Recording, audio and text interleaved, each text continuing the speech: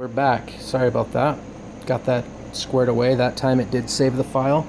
So you guys will be seeing that video when I upload it. This is going to be like a part 2.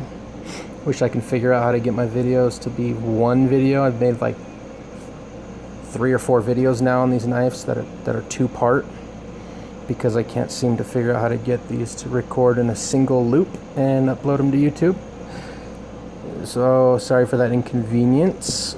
But I think that's about everything. I just wanted to show you guys these, my VESPA collection, because I am quite proud of them. And I told the dude I bought these from that I would help him promote these here in the United States.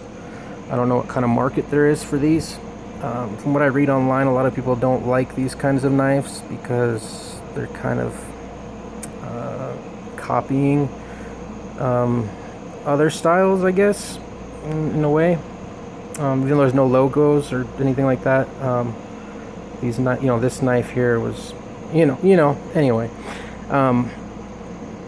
If you guys do want the plug on these, I do have the plug.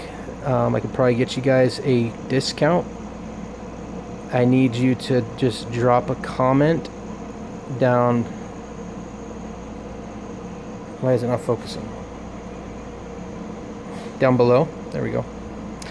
Leave a comment down below. Let me know if you're interested, and I can see what I can do for you guys. Maybe I can get you a discount on some of these knives. This one here currently has got it listed for 200, 2 bills. Okay, this is the VESPA Halo VI M390 blade steel.